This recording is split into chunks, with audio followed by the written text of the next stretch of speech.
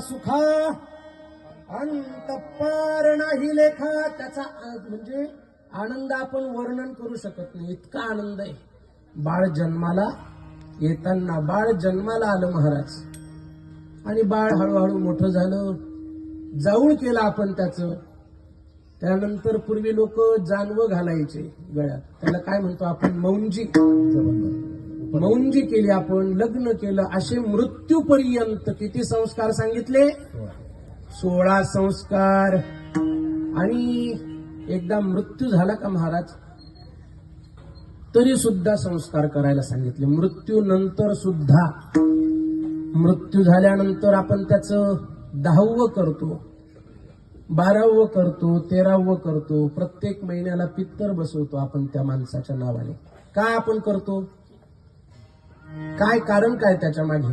त्याच्या आत्म्याला काय कारण आहे? तर आपल्यावर त्यांचं ऋण आहे महाराज. असेच गेले का ते? आपल्याला जन्म दिला.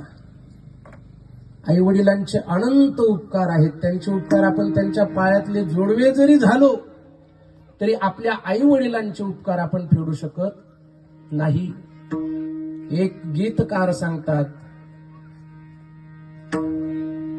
प्यासे को पानी पिलाया नहीं तो अमृत पिलाने से क्या फायदा. भूले को राह दिखाई नहीं तो मंदिर में जाने से क्या फायदा. भूखे को खाना खिलाया नहीं तो धनिया लुटाने से क्या फायदा. शेवटचं वाक्य सगळ्यांनी ऐका. काय म्हटलंय शेवटच्या वाक्यात? माँ बाप की सेवा की ही नहीं तो गंगा में नहाने से क्या फायदा. तुम्ही चारीधाम यात्रेला गेले, चारीधाम यात्रा केल्या, आई बाप घरात. आता तुम्ही मागे एक फेसबुक, युट्यूब आपल्या याच्यावर तुम्ही एक व्हिडिओ पाहिला असेल. आई बाप घरात अक्षरशः कुजून गेले महाराज, सोडून गेले. त्यांच्या अंगातून वास यायला लागला. पण त्या मुलांना कल्पना नाही, मुलं मोठ्या खात्यांवर नोकरीला. त्या मुलांनी लावून दिले माणसं त्यांच्या सेवेसाठी. ते माणसं रजेवर निघून गेले. इकडे आई बाप पाणी पाणी करत राहिले, कोणी पाणी द्यायला गेलं नाही. आई बापांचा तशाच अवस्थेत मृत्यू झाला. आणि 8-10 दिवसात जेव्हा वास यायला लागला त्यांचा, तेव्हा लोकांनी पाहिलं आणि ते प्रेत उचलून त्यांचा अंत्यविधी केला महाराज. दुःखद प्रसंग आहे. जायचं तर प्रत्येकाला आहे, परंतु अशा पद्धतीने मृत्यू येणं.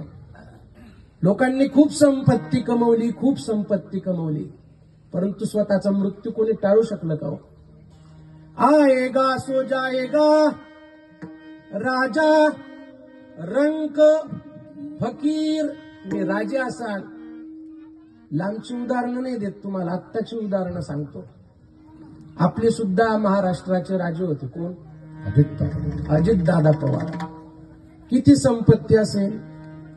त्या संपत्तीचं वर्णन म्हणजे तुम्हाला विचारायला गेलो, संपत्ती किती असेल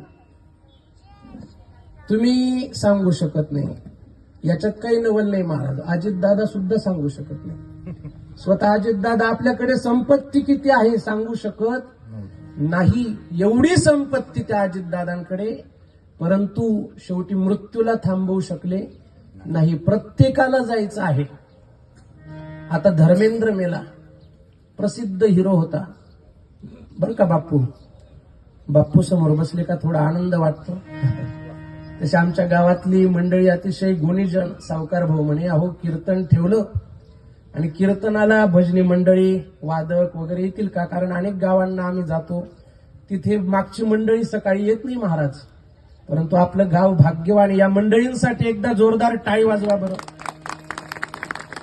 आमचे महाराष्ट्रातले सुप्रसिद्ध मृदुंग वादक, ज्यांचा मृदुंगावर हात जरी पडला तरी कान तृप्त होतात महाराज.